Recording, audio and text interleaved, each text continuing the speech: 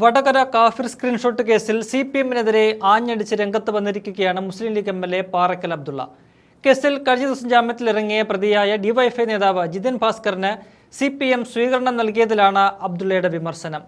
4 വോട്ടിനു വേണ്ടി ഒരു നാട് മുഴുവൻ കത്തിക്കാൻ നോക്കിയവർക്കാണ് CPM പരസ്യമായി സ്വീകരണം നൽകിയത്. വ്യാജ സ്ക്രീൻഷോട്ട് നിർമ്മിച്ചവരെയും അതിന് പിന്നിൽ പ്രവർത്തിച്ചവരെയും ഒരു കാരണവശാലും വെറുതെ വിടാൻ തീരുമാനിച്ചിട്ടില്ലെന്നും പാറക്കൽ അബ്ദുള്ള വ്യക്തമാക്കുന്നുണ്ട്.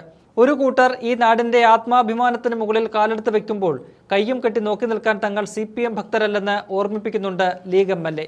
കേരളം ഭരിക്കുന്നത് പിണറായി വിജയനല്ല.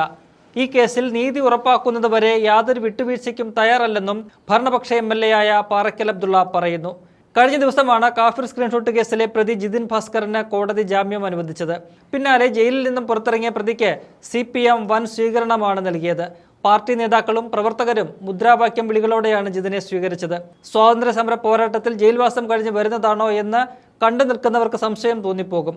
അത്ര വൈകാരികമായിട്ടാണ് അങ്ങേയറ്റം നീചമായ കുറ്റം ചെയ്തൊരു പ്രതിക്ക് CPM സ്വീകരണം നൽകിയത്.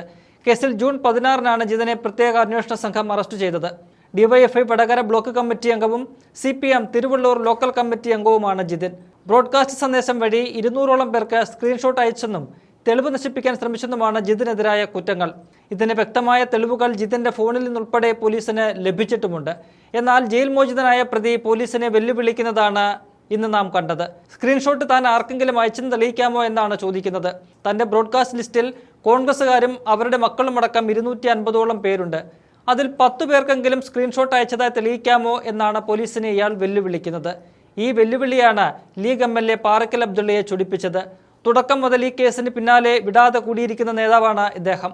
നേരത്തെ LDF സർക്കാരിന്റെ അവസാന കാലത്ത് പ്രതികളെ കണ്ടെത്താൻ കഴിഞ്ഞില്ലെന്ന് കാട്ടി കേസ് അവസാനിപ്പിക്കാൻ പോലീസ് കോടതിയിൽ റിപ്പോർട്ട് സമർപ്പിച്ചിരുന്നു.